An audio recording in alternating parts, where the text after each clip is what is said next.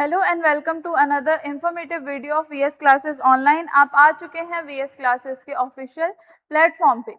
MP constable 2026 की तैयारी हम आपको करवा रहे थे, जिसका कंप्लीट सिलेबस आपको हमारे यूट्यूब चैनल पर मिल जाएगा, है ना। उसकी तैयारी हम आपको करवा रहे थे, जो भी सिलेबस है वो कंप्लीटली आपको मिल जाएगा, जिसके तहत ये इन्फॉर्मेशन हम आपको हर बार देते हैं, आज भी दे रहे हैं। एमपी कांस्टेबल का जो तैयारी है, जो स्टैटिक जीके है, भारत मध्य प्रदेश का इंटरनेशनली, ठीक है, मैथ्स हो, रीजनिंग हो, जीके वगैरह, ये सब हम आपको हमारे चैनल पर मिल जाएगा। अब की बारी वर्दी हमारी के तहत हम आपको प्रिपरेशन करवा रहे हैं।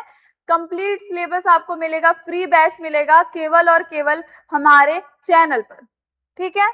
ये कुछ इन्फॉर्मेशन है जिसमें हम आपको कंप्लीट सिलेबस देंगे, डेली क्लासेस रहेंगी, वीकली टेस्ट सीरीज होगा, पीडीएफ नोट्स आपको मिल जाएंगे, मॉक टेस्ट होगा, डाउट क्लासेस रहेंगी और रिकॉर्डेड बैकअप तो रहेगा ही, ठीक है। अब जो एमपी कांस्टेबल में मैंने आपको स्टैटिक जीके के भी लेक्चर्स दिए हैं, आज हम किसी और विषय को शुरू करने जा रहे हैं। उसके पहले एक इंफॉर्मेशन जो हर वीडियो में दी जाती है, ये टेलीग्राम चैनल का क्यूआर कोड है, टेलीग्राम का, और वो इंस्टाग्राम का है, ठीक है। ये दोनों जो क्यूआर कोड है, एक आपको पीडीएफ नोट्स, जो कुछ भी हम पढ़ा रहे हैं, अगर आपको पीडीएफ नोट्स चाहिए हो तो ये क्यूआर कोड स्कैन करेंगे तो आप हमारे चैनल का जो टेलीग्राम पेज है वहां पर चले जाएंगे, और ये इंस्टाग्राम का है। यहाँ पर अगर आप स्कैन करते हैं तो आपको हमारे चैनल पर, इंस्टाग्राम पेज पर जो भी इंफॉर्मेशन डली हुई है, जो जियोपॉलिटिकल न्यूज़ हो या फिर कोई बर्निंग इशू हो, आपके देश के पॉलिटिक्स से जुड़ा हुआ हो, उसकी सारी खबरें आपको इंस्टाग्राम के रील सेक्शन में कम से कम समय में पूरी इंफॉर्मेशन आपको यहाँ पर मिल जाएगी, शॉर्ट वीडियो और ट्रिक्स वगैरह मैथ्स की, ठीक है। और वहां पर get free PDF and notes. फिर जो बच्चे ऑफलाइन जुड़ना चाहते हैं, उनके लिए ये है, ठीक है। आप इस नंबर पर कॉल कर लीजिए या डीएम कर दीजिए, तो आप हमसे ऑफलाइन जुड़ जाएंगे। अब ऑफलाइन क्यों जुड़ना है? हमारे यहाँ ऑफलाइन बहुत सारी प्रतियोगी परीक्षाओं की तैयारियां चल रही हैं। एमपी कांस्टेबल हो गया, हॉस्पिटल असिस्टेंट की वैकेंसी आई हुई है, सिलेबस का जो भी कुछ आपको दिया हुआ है हॉस्पिटल असिस्टेंट में, वो सब कुछ हम आपको कंप्लीट करा रहे हैं। आपकी क्लासेस शुरू हो चुकी हैं, तो ऑफलाइन आप हमको यहाँ पर कांटेक्ट कर सकते हैं। अब आज की बात करते हैं कि क्या नया हम शुरू करने वाले हैं। एमपी कांस्टेबल के तहत हम आपको करंट अफेयर पूरा पढ़ाने वाले हैं। कब से कब तक का? जून से शुरू होगा, जून 2025 का जो करंट अफेयर है, यानी उल्टी सीरीज जो है वो चलेगी। जून 2025 से शुरू करेंगे, जुलाई, अगस्त, सितंबर, अक्टूबर, नवंबर, दिसंबर पूरा 2025 का होगा, फिर इधर जनवरी से शुरू होगा, ठीक है, 2026 का। तो करंट अफेयर भी एमपी कांस्टेबल में आपको पूछता है और बहुत सारे सवाल आते हैं। वीडियो के अंत में जब आपको मैं क्वेश्चंस दिखाऊंगी तो आपको समझ में आएगा केवल एमपी कांस्टेबल नहीं, और जो एसएससी जीडी वगैरह के जो एग्जाम्स होते हैं उसमें भी आपसे करंट अफेयर से सवाल जरूर पूछता है। सरकारी योजनाएं हो गई, कोई नया बांध बनाया गया, कोई नया प्रोजेक्ट शुरू किया गया, किसी शहर को कोई अवार्ड दिया गया, ये सारी चीजें, कोई नई नियुक्तियां हुई हों, ये सारी चीजें आपके करंट अफेयर में आती हैं और आपसे पूछता ही पूछता है। आप कोई भी प्रतियोगी परीक्षा की तैयारी करते हो तो वो आपसे पूछेगा ही पूछेगा। तो करंट अफेयर आज हम शुरू कर रहे हैं, आवाज आ रही होगी आपको, ठीक है। करंट अफेयर पूरा हम शुरू कर रहे हैं जून 2025 का। आज के आज वन शॉट लेक्चर में, एक लेक्चर में जून 2025 का जितना करंट अफेयर है, चाहे वो मध्य प्रदेश का हो, चाहे वो भारत के संदर्भ में हो, चाहे वो वर्ल्ड के कॉन्टेक्स्ट में हो, अंतरराष्ट्रीय स्तर का हो, वो सब कुछ आज कंप्लीट होने वाला है, ठीक है।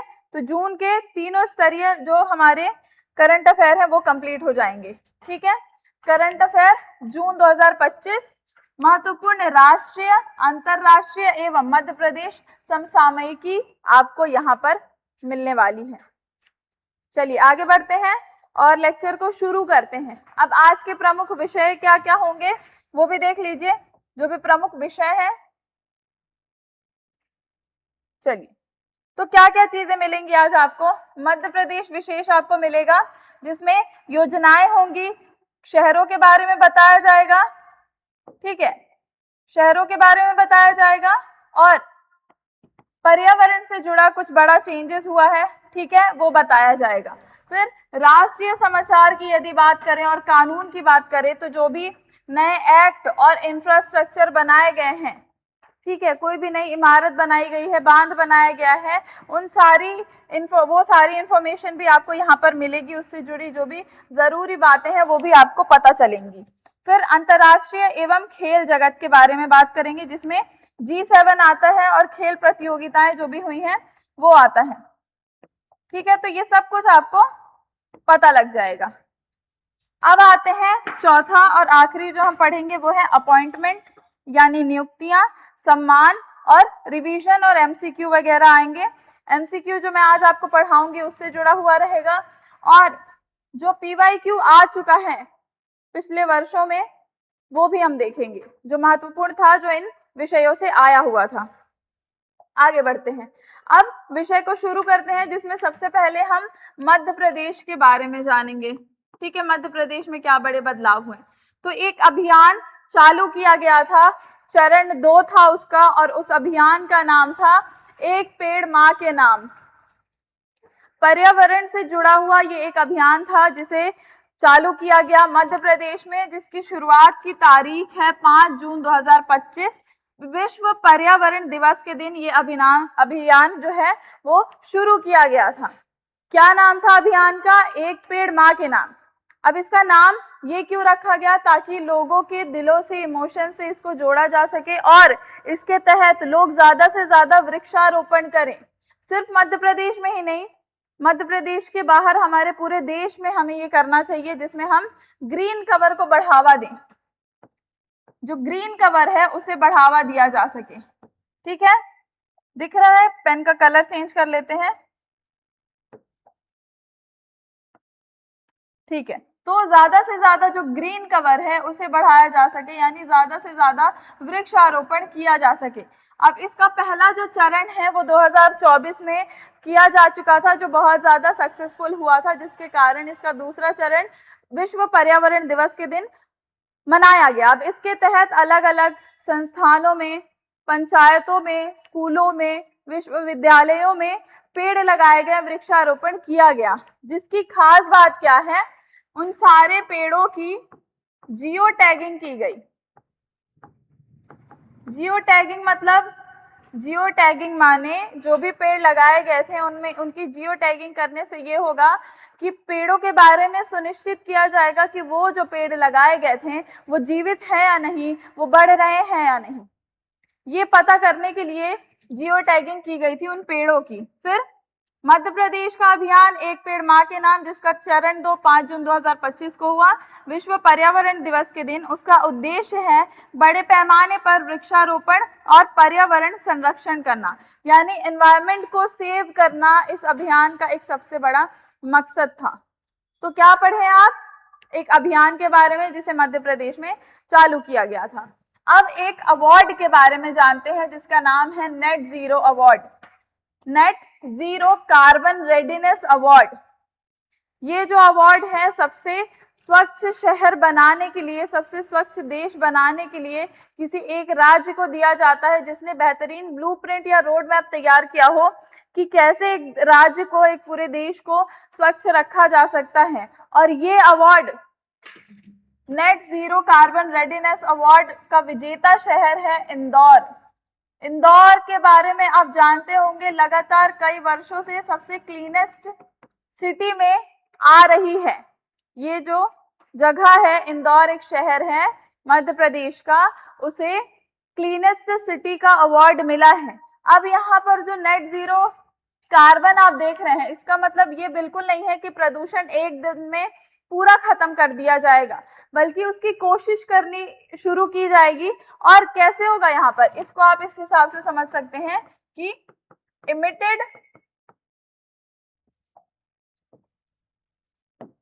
Emitted carbon is equal to absorbed carbon. Emitted carbon is equal to absorbed carbon. इसका क्या मतलब होगा, यानी नेट जीरो के तहत ये लोग का उद्देश्य है कि जो भी प्रदूषण उद्योगों से, फैक्ट्रियों से, दुकानों से, अलग अलग गाड़ियों से निकल रहा है, उस प्रदूषण को, उस पॉल्यूशन को रोकने के लिए ज्यादा से ज्यादा पेड़ लगाएं। ठीक है, जिसके कारण प्रदूषण खत्म नहीं किया जाएगा, लेकिन प्रॉपर कोशिश की जाएगी उसकी पूरी प्लानिंग के साथ, और इसीलिए इंदौर को यह अवार्ड दिया गया है। उपलब्धि क्या है, भारत की पहली नेट जीरो कार्बन सिटी के रोड मैप हेतु सम्मानित किया गया है। भारत की पहली नेट जीरो कार्बन सिटी के रोड मैप के लिए इनको अवार्ड ये मिला है। अब इनको ये अवार्ड क्यों मिला है, यहाँ पर कुछ महत्वपूर्ण कारण हो सकते हैं क्या है, ये 3 से 4 कुछ महत्वपूर्ण कारण हैं जिनके कारण जो इंदौर है उसे ये अवार्ड दिया गया है। सबसे पहले तो आप यहां पर लिख लीजिए सोलर एनर्जी। सोलर एनर्जी, ठीक है, पहला मैं पूरा एक्सप्लेन करूंगी। दूसरा, फ्रेश पेज ले लेते हैं।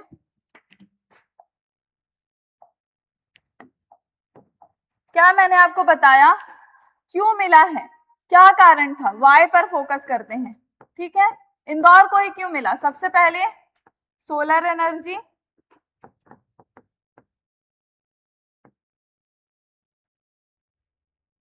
ठीक है, सोलर एनर्जी, और जो गीला कचरा है उसे ये लोग क्या कर रहे हैं, उसे सीएनजी में कन्वर्ट कर रहे हैं।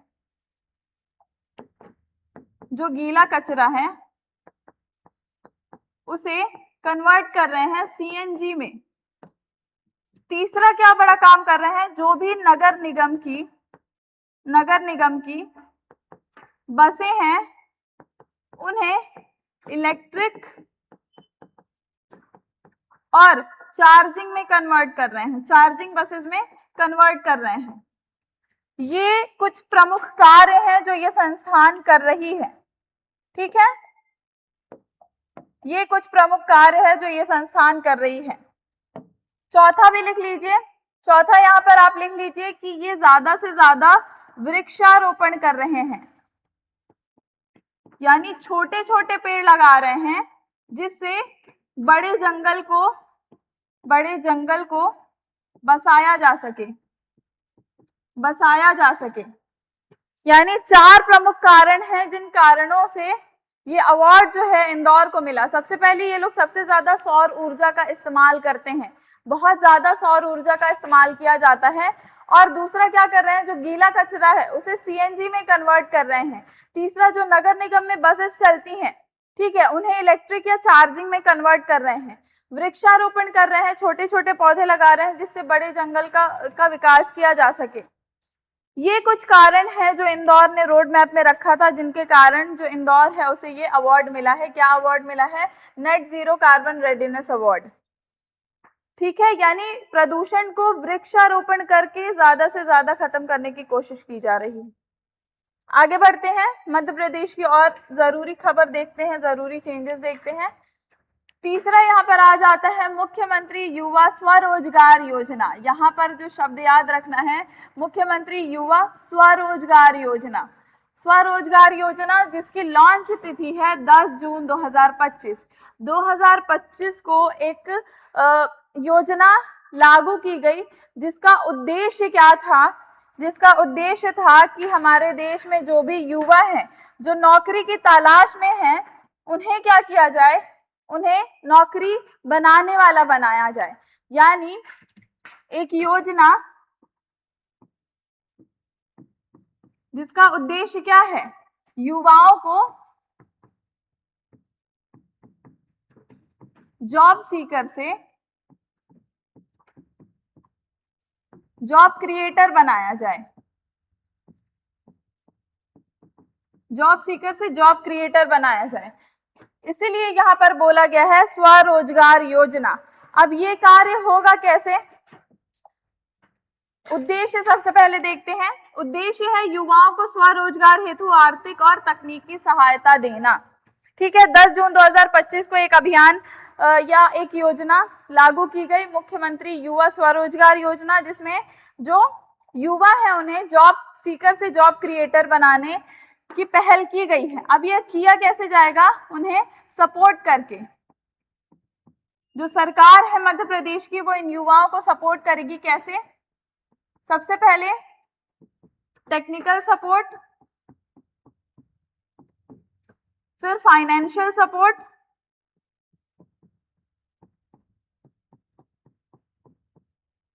आखिरी लिख लीजिए स्किल ट्रेनिंग। स्किल ट्रेनिंग यानी उन्हें तकनीकी सहायता प्रदान की जाएगी, आर्थिक या वित्तीय सहायता प्रदान की जाएगी और स्किल ट्रेनिंग होगी उनकी, यानी आप सीधे बोल सकते हैं प्रशिक्षण किया जाएगा उनका, उन्हें ट्रेनिंग दी जाएगी और उसके बाद उन्हें अलग अलग सेक्टर्स में काम में लगाया जाएगा। कौन कौन से सेक्टर्स होंगे? सबसे पहले सेकेंडरी, यानी उन्हें उत्पादन क्षेत्र में लगाया जाएगा, मैन्युफैक्चरिंग सेक्टर में लगाया जाएगा, जहां पर उन्हें बैठाया जाएगा ट्रेनिंग के बाद, जिसके बाद वो युवा दूसरे व्यक्तियों को नौकरियां देंगे। और तीसरा सेक्टर टर्शरी रख लीजिए, ये सर्विस सेक्टर कहलाता है, सेवा क्षेत्र। सेवा क्षेत्र में उन्हें क्या दिया जाएगा? काम दिया जाएगा। पूरी ट्रेनिंग के बाद वो लोग इस क्षेत्र में बैठेंगे और नौकरियां देंगे।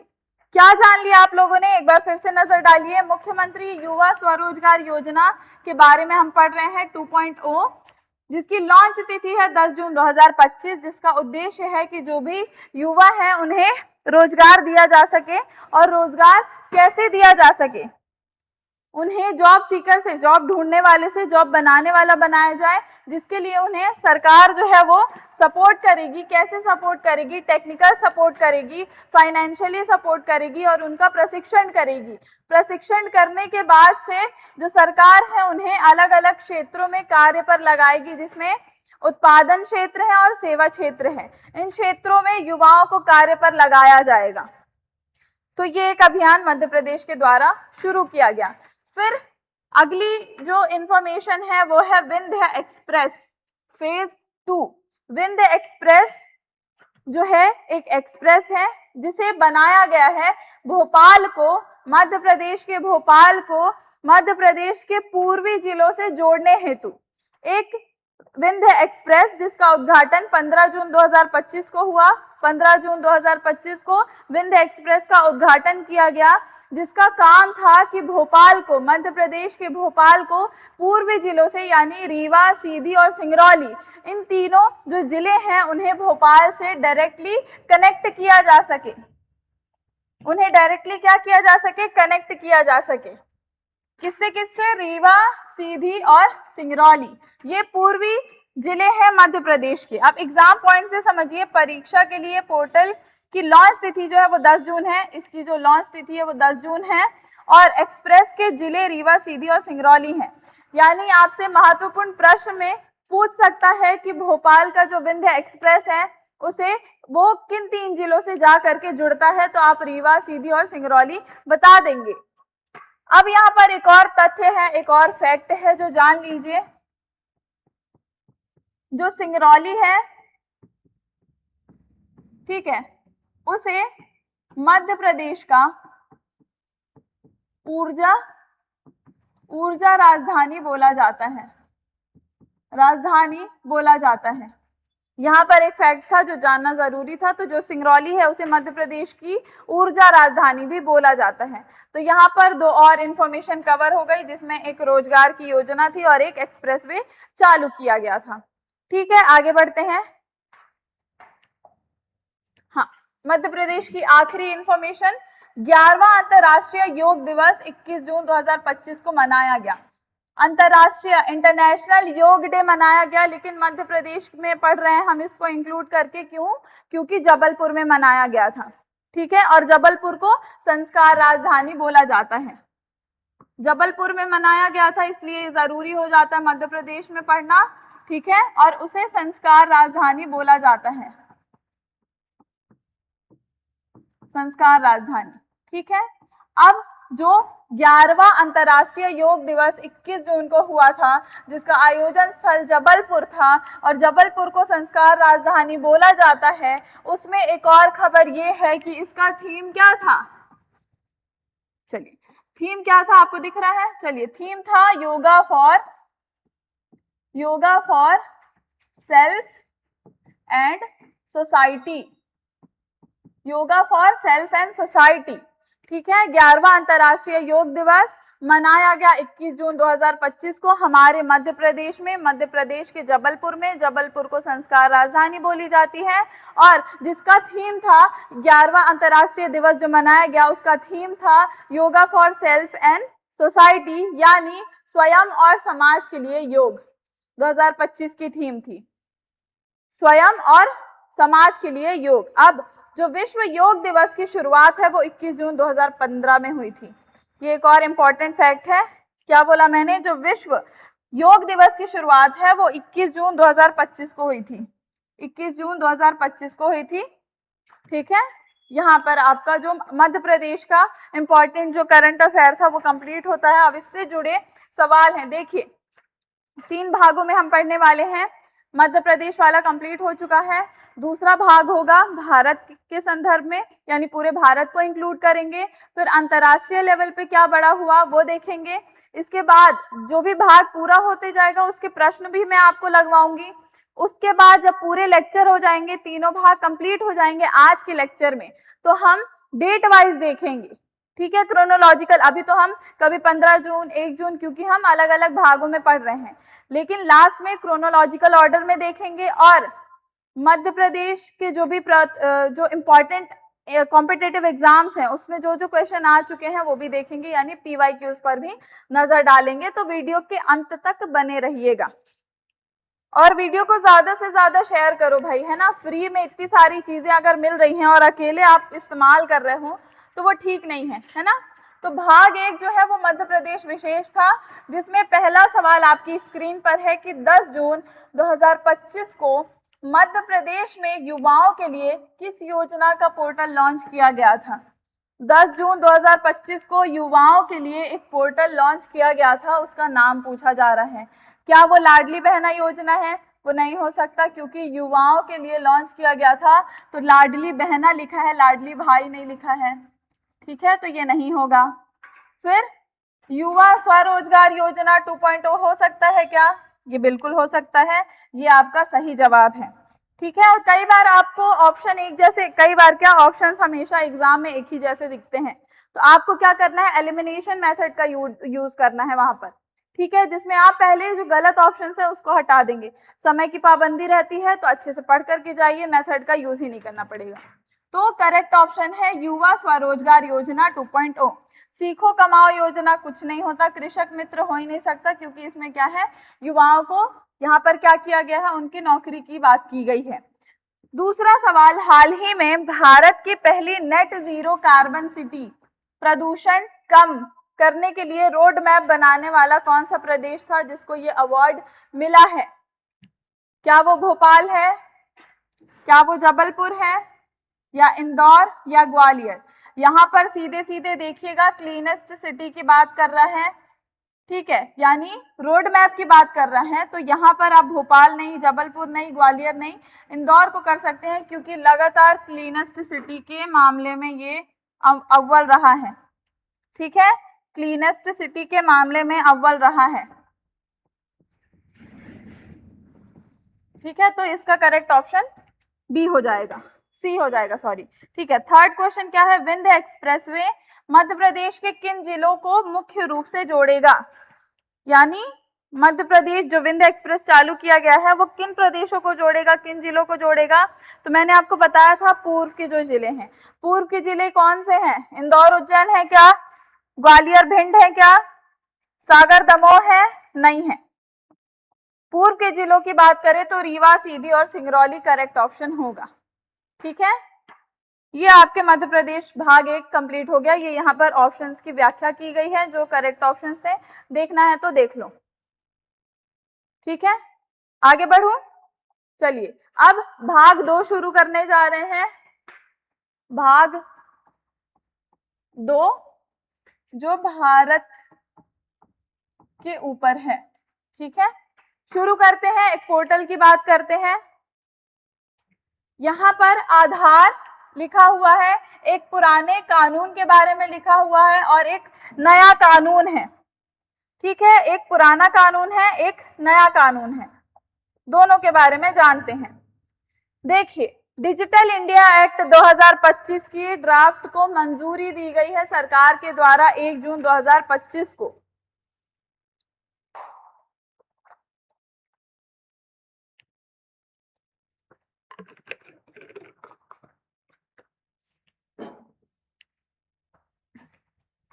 चलिए, क्या बताया मैंने, एक नया कानून लाया गया जिसके ड्राफ्ट को मंजूरी दी गई 1 जून 2025 को, और वो एक्ट क्या था, डिजिटल इंडिया एक्ट 2025।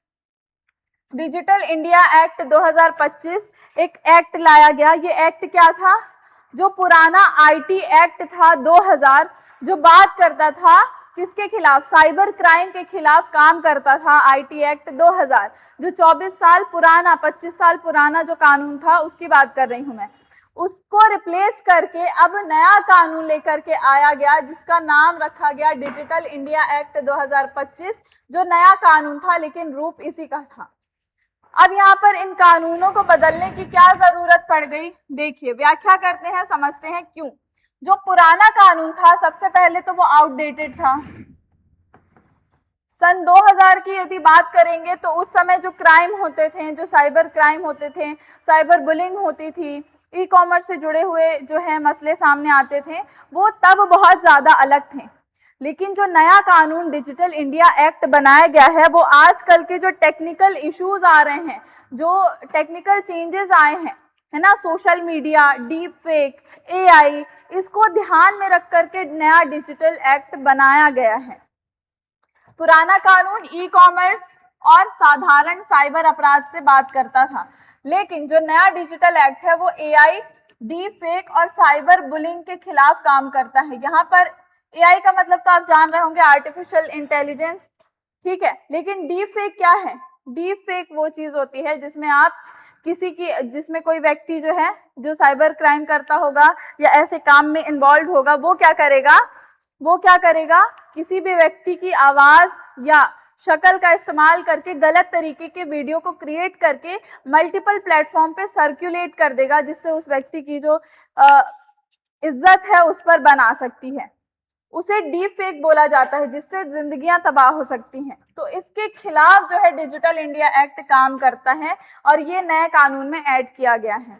सजा का प्रावधान क्या था, पुराने की अगर बात करें और नए की बात करें तो पुराने में लगभग 3 साल की जेल और कुछ जुर्माना था, 3 साल की जेल और कुछ जुर्माना रखा गया था। लेकिन जो नया कानून है वो बहुत ज्यादा सख्त है। ठीक है, यदि ऐसा करते हुए कोई व्यक्ति पाया जाता है तो करोड़ों जुर्माना लग सकता है, यानी फर्जीवाड़ी करके जितने आपने कमाए हैं वो सब कुछ आपको जुर्माना देने में उस व्यक्ति का चला जाएगा। फिर प्रासंगिकता क्या है, पहले तो ये 24 साल पुराना आउटडेटेड था, स्टार्टिंग में बताया, लेकिन जो नया कानून है उसकी जरूरत इसलिए थी क्योंकि आधुनिक तकनीक के अनुकूल था, आज की जो टेक्नोलॉजी है उसके अनुकूल है वो। ठीक है, अब यहाँ पर येलो बॉक्स में क्या लिखा हुआ है, ये नया कानून डीप फेक, बता दिया मैंने, डीप फेक एआई द्वारा फर्जी वीडियो बनाने को एक अत्यंत गंभीर अपराध मानता है। ये हमारा पहला पेज कंप्लीट हुआ भारत के लिए। देख लीजिए एक दफा, पुराना कानून, नया कानून, डिजिटल इंडिया एक्ट 2025, उसके ड्राफ्ट को मंजूरी 1 जून 2025 को मिली। अब बात करते हैं दूसरे पेज की, भाग 2 के, भाग 2 का दूसरा पेज, जिसमें पहली खबर है इकोनॉमी से रिलेटेड। आरबीआई का यहाँ पर लोगो बना हुआ है, क्या है, आरबीआई का फैसला आया 8 जून 2025 को, एक बड़ा फैसला कि जो आरबीआई है वो क्या करेगा, वीआरआर की नीलामी पर रोक लगा देगा पूरे तरीके से। क्या बोला मैंने, रिजर्व बैंक ऑफ इंडिया, जिसे banks of all bank of all banks बोला जाता है, उसने क्या किया, वीआरआर यानी वेरिएबल रेपो रेट की नीलामी पर रोक लगा दी। अब वेरिएबल रेपो रेट क्या होता है, जो टर्म आप यहाँ पर सुन रहे हैं, उसकी नीलामी पर आरबीआई तो रोक लगा रही है, लेकिन वो होता क्या है, उस पर रोक लगाने से क्या होगा? सबसे पहले वीआरआर वो होता है जिसे बाजार में जो भी लिक्विडिटी है, जो मनी फ्लो हो रहा है, उसको नियंत्रित करने के लिए ये टूल यूज किया जाता है, बैलेंस करने के लिए ये टूल यूज किया जाता है, मार्केट में जितना पैसा फ्लो हो रहा है। तो आरबीआई ने बोला कि हमें इस जो टूल है उसकी नीलामी पर रोक लगानी होगी। अब ये नियंत्रित करता है मार्केट में पैसे को।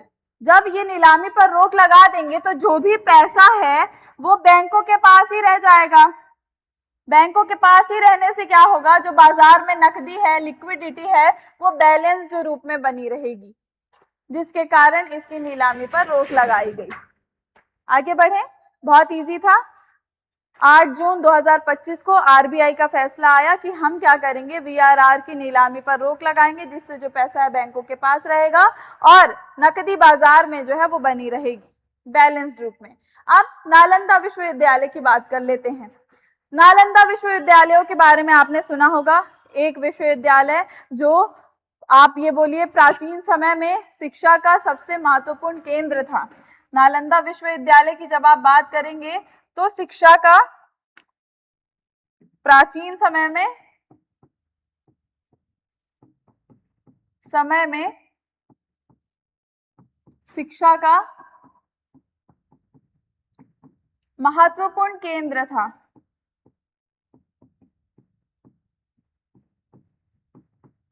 जिसकी नींव उस समय नालंदा जो है, उसके बारे में अगर पूरी स्टोरी जाननी है तो आपको हमारे YouTube के शॉर्ट सेक्शन में जाना होगा। मेरे द्वारा ही उसका शॉर्ट बनाया गया है कि नालंदा विश्वविद्यालय के बारे में पूरी इंफॉर्मेशन उसमें है। तो नालंदा विश्वविद्यालय की नींव वापस से बिहार में रखी गई, जिसके एक वर्षगांठ पूरी होने पर क्या किया गया, कैंपस के पूर्ण संचालन का 1 वर्ष पूरा होने पर कब किया गया, 18 जून को अंतरराष्ट्रीय सम्मेलन मनाया गया बिहार में। क्या बताया मैंने, नालंदा एक बहुत बड़ा विश्वविद्यालय जिसे बिहार में बनाया गया, उसके 1 साल पूरे होने पर 18 जून को एक विशेष सम्मेलन आयोजन किया गया बिहार में ही। ठीक है, आगे बढ़ूं, चलिए एक दफा फिर से देख लीजिए। आरबीआई के बारे में पढ़ा इसमें हमने, ठीक है, और दूसरा हमने नालंदा विश्वविद्यालय के बारे में पढ़ा। जो एक्स्ट्रा इन्फॉर्मेशन है मैं बताते जा रही हूँ। अब आते हैं इंजीनियरिंग के सबसे बड़े चमत्कार पर। इंजीनियरिंग के सबसे बड़े चमत्कार की बात करें तो वो है चिनाब ब्रिज। चिनाब ब्रिज का जो प्रोजेक्ट है, ठीक है, पैसेंजर ट्रेन जो है उसका सफल ट्रायल जो है वो कंप्लीट किया गया 25 जून 2025 को। चिनाब ब्रिज एक इंजीनियरिंग का चमत्कार है, क्यों है बताया जाएगा। उसका जो ट्रायल है वो 25 जून 2025 को कंप्लीट किया गया। अब इसे इंजीनियरिंग का चमत्कार काहे बोला जा रहा है, क्योंकि माना जाता है अगर हम इसकी तुलना करेंगे तो ये जो है ये एफिल टावर से भी ऊंचा है, या आप ये भी कह सकते हैं कि सबसे ऊंचा आर्च ब्रिज है, ठीक है, जिसकी लगभग आप अगर ऊंचाई की बात करें तो नदी तल से 359 मीटर्स जो है ये ऊंची है। ये जो ब्रिज है ये 359 मीटर्स ऊंचा है, और तुलना करेंगे तो आईफिल टावर के बराबर, आईफिल टावर से ऊंचा, ठीक है। तो 25 जून 2025 को चिनाब ब्रिज पर पहली इलेक्ट्रॉनिक पैसेंजर ट्रेन का सफल ट्रायल किया गया। स्थान था इसका जम्मू कश्मीर का रियासी जिला जो है वो, ये आप देख रहे होंगे, ये जम्मू कश्मीर है, ठीक है, ये भारत का नक्शा है जो जम्मू कश्मीर का है, ठीक है, और ये रियासी इलाका है। तो यहाँ पर इसका सफल परीक्षण किया गया, और प्रोजेक्ट है उधमपुर श्रीनगर बारामूला रेलवे लिंक करना। ये जो प्रोजेक्ट है ये क्या करेगा, उधमपुर श्रीनगर और बारामूला की रेलवे को लिंक करेगा। ये जो ब्रिज है देख रहे हैं कितना खूबसूरत है, ठीक है, तो इस कारण इसे इंजीनियरिंग का चमत्कार बोला गया। यहाँ पर हमारा भाग 2 जो है भाग 2 कंप्लीट होता है, जो भारत के संदर्भ में था, जिसके प्रश्न आपके स्क्रीन पर हैं। पहला प्रश्न है, डिजिटल इंडिया एक्ट 2025 किस पुराने कानून का स्थान लेगा? जो हमने अभी डिजिटल इंडिया एक्ट 2025 की बात की, जो डीप फेक के खिलाफ काम करेगा, वो किसको रिप्लेस करके आ रहा है?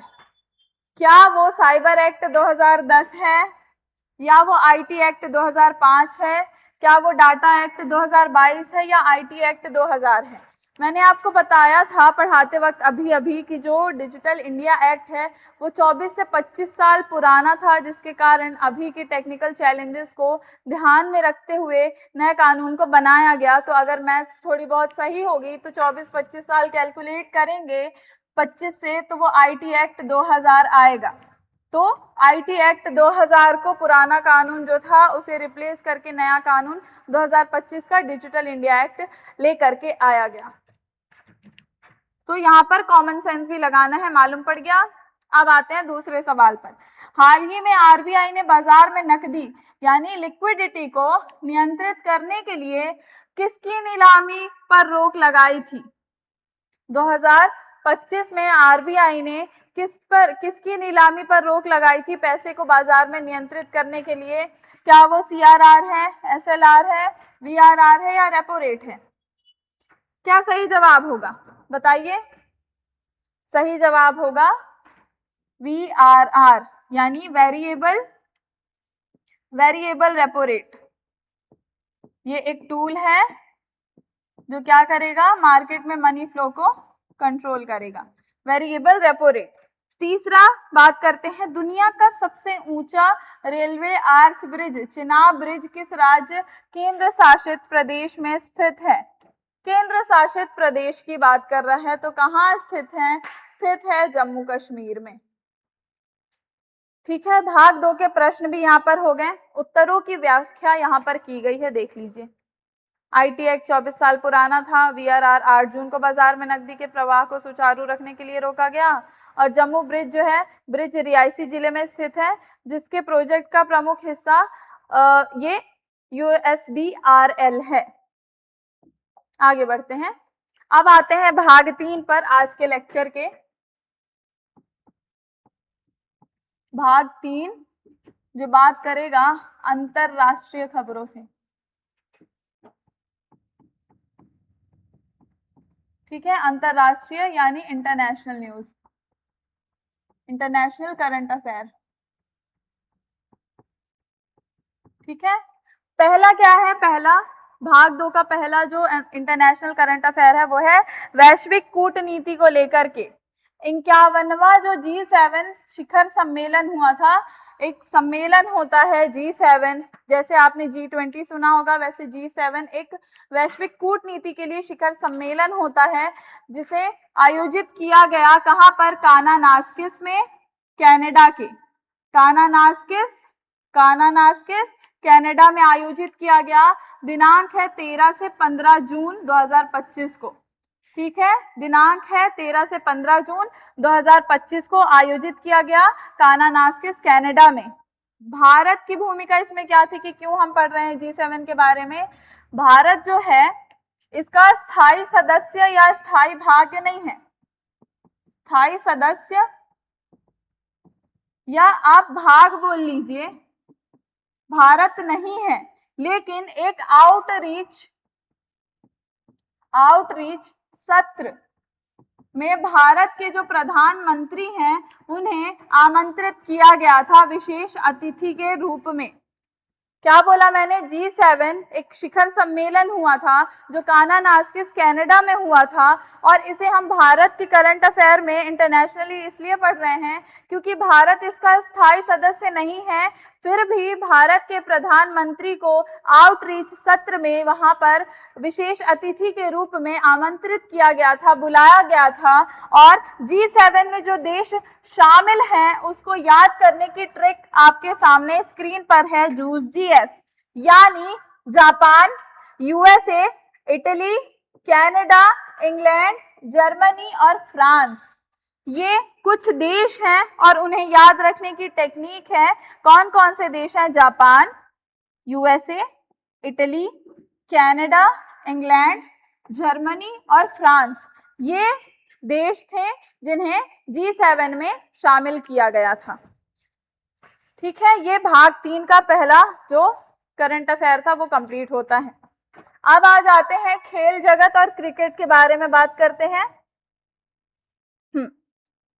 तो सबसे पहली खबर, सबसे रोमांचक तो यही होगा आईपीएल 2025। आईपीएल 2025 में रॉयल चैलेंजर्स बैंगलोर जो है उसने अपना सूखा जो क्षेत्र था पूरा, वो आज तक जो खिताब उन्हें नहीं मिला था, उसे पहली बार आईपीएल 2025 के विजेता का खिताब मिला। और बहुत खुशी की बात है जो 1 जून 2025 को फाइनल्स में उन्हें विजेता घोषित किया गया और उप विजेता पंजाब किंग्स थे। इसको बार बार रिपीट करने की जरूरत भी नहीं है। ठीक है, दिनांक 1 जून 2025 को आरसीबी ने पहली बार आईपीएल का खिताब जीता और उपविजेता थे पंजाब किंग्स। फिर एक फ्रेंच ओपन 2025, ये एक टेनिस होता है जिसे रेड क्ले पर खेला जाता है, यानी लाल मिट्टी पर खेला जाता है, जो बहुत ही ज्यादा कठिन होता है। क्या बोला मैंने? फ्रेंच ओपन 2025 9 जून 2025 को रखा गया था। जो पुरुष एकल फाइनल हुआ था 9 जून 2025 को, जो बहुत ही ज्यादा टफ गेम है क्योंकि इसे लाल मिट्टी पर खेला जाता है और बहुत टफ होता है उस मिट्टी पर खेलना। यह टूर्नामेंट क्ले कोर्ट, यानी क्ले कोर्ट बोले तो मिट्टी पर खेला जाता है। यह साल का दूसरा सबसे बड़ा ग्रैंड गेम है। ठीक है, साल का दूसरा सबसे बड़ा। ठीक है, बाकी आईपीएल का क्रेज तो आपको मालूम ही है। इंडियन प्रीमियर लीग के बारे में भी जान लिया और फ्रेंच ओपन जो एक टेनिस फॉर्म है जो लाल मिट्टी पर खेला जाता है वो भी आपने जान लिया, जो 9 जून 2025 को खेला गया था, आयोजित किया गया था। अब प्रमुख नियुक्तियां और सम्मान जो बच जाता है, ज्यादा कुछ नहीं, पूरी इंफॉर्मेशन एक ही जगह पर यहीं पर लिखी हुई है। Global environment leadership award Bharat के वैज्ञानिक को दिया गया। कब दिया गया? 12 जून 2025 को मिला। प्रदाता संयुक्त राष्ट्र था, यूनाइटेड नेशन था, लेकिन भारतीय मूल के वैज्ञानिक को पर्यावरण संरक्षण हेतु उत्कृष्ट योगदान हेतु दिया गया। क्या मैंने बोला? एक अवार्ड है, ग्लोबल एनवायरनमेंट लीडरशिप अवार्ड। ये अवार्ड, ठीक है, यूएन के भारतीय मूल के वैज्ञानिक को दिया गया जिन्होंने काम किया था एनवायरनमेंट को सेव करने के लिए, पर्यावरण संरक्षण पर काम करने के लिए उन्हें ये सम्मान दिया गया। आज की आखिरी जो इंफॉर्मेशन है, आज का आखिरी जो करंट अफेयर है, आई गेस यस, ठीक है, तो वो है एमपीपीएससी नियुक्तियों के बारे में। 2025 20 जून को मध्य प्रदेश लोक सेवा आयोग का अपडेट आया जिसमें नए सदस्यों की नियुक्तियों की आधिकारिक अधिसूचना जारी की गई थी। और जो आपने देखा एमपीपीएससी की जो नियुक्तियां होती हैं उनका वर्णन जो है वो कौन से आर्टिकल में दिया गया है? आर्टिकल 315 में। ठीक है, तो ये, और इसका मुख्यालय कहाँ? इंदौर में है। तो ये नियुक्तियों की बात हो गई और सम्मान की बात हो गई। यहीं पर हमारा जो भाग 2 है वो भी, भाग 3 जो है, जो खेल, अंतरराष्ट्रीय और नियुक्तियों से जुड़ा हुआ था, वो भी कंप्लीट होता है और हमारा जो तीनों भाग है वो यहाँ पर कंप्लीट हो गया। आखिरी जो भाग है उसका पहला प्रश्न देख लेते हैं। 51वां G7 शिखर सम्मेलन 2025 कहाँ आयोजित हुआ था? तो वो हुआ था कनाडा, कानानास्किस में। कनाडा में आयोजित किया गया था G7 शिखर सम्मेलन। 51वां था वो। फ्रांस नहीं था, इटली नहीं था और जापान भी नहीं था। दूसरा सवाल, फ्रेंच ओपन टेनिस किस प्रकार के कोर्ट पर खेला जाता है? क्या वो ग्रास कोर्ट होता है? टेनिस ग्रास कोर्ट पर खेला जाता है, या हार्ड कोर्ट पर खेला जाता है, या ब्रिटिश कोर्ट पर खेला जाता है, या क्ले कोर्ट पर, या सिंथेटिक तो नहीं हो सकता। करेक्ट ऑप्शन है आपका क्ले कोर्ट पर। मैंने बताया लाल मिट्टी। तीसरा और आखिरी सवाल भाग 3 का, हाल ही में संयुक्त राष्ट्र यूनाइटेड नेशन द्वारा एक award global environment leadership award किसे दिया गया? किसे दिया गया? अमेरिकी वैज्ञानिक को, भारतीय मूल के वैज्ञानिक को, इनमें से कोई नहीं, या फिर भारतीय मूल के वैज्ञानिक। ठीक है, यहाँ पर क्या ऑप्शन हो जाएगा? भारतीय मूल के वैज्ञानिक, भारतीय मूल के वैज्ञानिक, दोनों सही हो जाएगा यहाँ पर। ठीक है, सी और बी सेम है। तो भारतीय मूल के एक यूनाइटेड नेशन के साइंटिस्ट थे, उन्होंने पर्यावरण संरक्षण के ऊपर काम किया था और उन्हें ये अवार्ड दिया गया। यहीं पर हमारा तीनों भाग का करंट अफेयर जून 2025 का कंप्लीट होता है वन शॉट लेक्चर में। ठीक है, अभी तक आपने भागों में पढ़ा, अब एक बार उसकी पूरी जो इंफॉर्मेशन है वो आप एक जगह, ये फुल फॉर्म्स है, VRR is equal two variable repo rate, USBRL जुड़ा हुआ है चिनाब ब्रिज से, जिसका फुल फॉर्म है उधमपुर, श्रीनगर और बारामूला रेलवे लिंक के लिए बनाया गया। UN यूनाइटेड नेशन, MPPSC का Madhya Pradesh public service commission, ये नहीं जाने तो क्या जाने। फिर नेट जीरो, कार्बन उत्सर्जन यानी कार्बन एमिशन को पूरी तरह शून्य करने वाला, न्यूट्रल करने की एक स्थिति होती है नेट जीरो। ठीक है, अब एक बार रिवीजन कर लेते हैं सुपर फास्ट या मास्टर माइंड टाइमलाइन से, जिसमें आपको डेट वाइज दिया हुआ है। हम भागों के हिसाब से पढ़े थे, अब डेट वाइज पढ़ते हैं। 1 जून 2025 को डिजिटल इंडिया एक्ट और IPL फाइनल खेला गया। डिजिटल इंडिया एक्ट पुराने जो एक्ट है उसको रिप्लेस करके आया और IPL पहली बार RCB रॉयल चैलेंजर्स बेंगलोर ने जीता। 5 जून को इंदौर को नेट जीरो अवार्ड मिला और एक पेड़ मां के नाम अभियान लगाया गया, चालू किया गया। ठीक है, तो इसमें A, B, ये हो गया B 5 जून का। फिर 5 जून के बाद से आता है 8 से 10 जून के बीच की बात करते हैं। तो इसमें पहला जो हुआ था वो RBI द्वारा VRR पर रोक लगाई गई थी और दूसरा 8 से 10 जून के बीच में MP युवा स्वरोजगार योजना लॉन्च की गई। फिर 12 जून 2025 को सबसे पहले हुआ UN अवार्ड मिला, G7 समिट हुआ और विंध्य एक्सप्रेसवे का उद्घाटन किया गया। 21 जून को क्या हुआ? अंतर्राष्ट्रीय योग दिवस मनाया गया, जो जबलपुर में मनाया गया, जबलपुर संस्कार राजधानी है। 25 जून को चिनाब रेलवे ब्रिज पर इलेक्ट्रॉनिक ट्रेन ट्रायल सक्सेसफुल हुआ और यहीं पर आपका वन शॉट वीडियो भी सक्सेसफुली कंप्लीट हो गया। आ जाओ कुछ विगत वर्षों के प्रश्न पर, यानी प्रीवियस ईयर क्वेश्चंस पर, जो मैंने आपको करंट अफेयर अभी जस्ट अभी कंप्लीट करवाया उससे। सबसे पहले MP कांस्टेबल 2025 में पूछा गया बेहद महत्वपूर्ण सवाल है। MP कांस्टेबल 2020 में पूछा गया है स्वच्छ सर्वेक्षण में लगातार प्रथम आने वाला शहर कौन सा है? तो वो इंदौर है।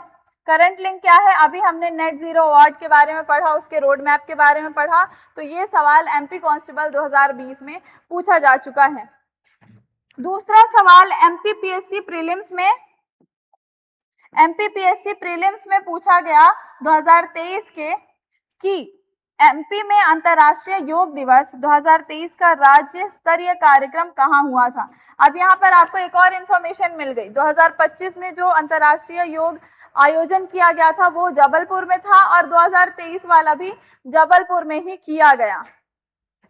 ठीक है, अब तीसरा सवाल जो है वो SSC GD से 2021 को पूछा गया था। SSC GD में 2021 को पूछा गया था कि चिनाब नदी किस नदी की सहायक नदी है? चिनाब नदी किस नदी की सहायक नदी है? सिंधु नदी की सहायक नदी है। 2025 में सबसे ऊंचा ब्रिज यहीं पर चालू किया गया है और चिनाब नदी जो चिनाब नदी है वो किस नदी की सहायक नदी है? सिंधु नदी की सहायक नदी है। ये पूछा गया है SSC GD 2021 में। अब रेलवे NTPC 2021 में पूछा गया है, जो मैंने अभी आपको G7 शिखर सम्मेलन बताया, G7 देशों के समूह में कौन सा शामिल नहीं है? कौन सा शामिल नहीं है? तो वो भारत, रूस। देखिए इस बार क्योंकि भारत कैसे शामिल था? इनडायरेक्टली शामिल था। ठीक है, वो स्थायी सदस्य नहीं है। तो ऑप्शन के हिसाब से आप रूस भी लगा सकते हैं क्योंकि रूस भी नहीं था। ठीक है, अगर रूस नहीं रहता ऑप्शन में तो आपको भारत ही टिक करना पड़ेगा क्योंकि हमें विशेष अतिथि के रूप में आमंत्रित किया गया था। ठीक है, तो समिट जो है वो 2025 का वो कनाडा में हुआ था। यहाँ पर आपका जून 2025 का जो करंट अफेयर है वो कंप्लीट होता है। और सफलता का कोई शॉर्टकट नहीं होता, निरंतर मेहनत ही एकमात्र रास्ता है। मेहनत करिए, पढ़ते रहिए, हम आपको पढ़ा रहे हैं। जून 2025 का करंट अफेयर अभी कंप्लीट कर लिया गया है। अगली वीडियो में जुलाई 2025 का हम कंप्लीट कर लेंगे वन शॉट में। एक ही वीडियो में पूरी करंट अफेयर हो जा रही है भैया, इससे अच्छा शानदार तैयारी कौन करवाएगा, वो भी फ्री में। ठीक है, एमपी कांस्टेबल का भी आपको मिल रहा है फ्री में। हॉस्पिटल असिस्टेंट का बैच जो है ऑफलाइन चालू हो चुका है, ज्वाइन कर लीजिए। और आपको करंट अफेयर भी पढ़ाया जा रहा है यहाँ पर। साथ ही साथ एमपीपीएससी स्कूल सिलेबस का भी सब कुछ आपको हमारे चैनल में प्लेलिस्ट में जाइए मिल जाएगा। आपको एक ही चीज मैं बोलूंगी, जहां पर डाउट होता है कमेंट सेक्शन में हमें बताइए, कमेंट करिए। ठीक है, अप्रिशिएट करिए एफर्ट्स को और ज्यादा से ज्यादा हमारी वीडियो जो है वो सर्कुलेट करिए, सब्सक्राइबर्स बढ़ाइए। जो भी नए व्यूअर्स हैं उनको मैं थैंक यू बोलती हूँ कि आपने आज की वीडियो देखी। इसी तरीके से हमारे चैनल के साथ बने रहिए। Thank you so much.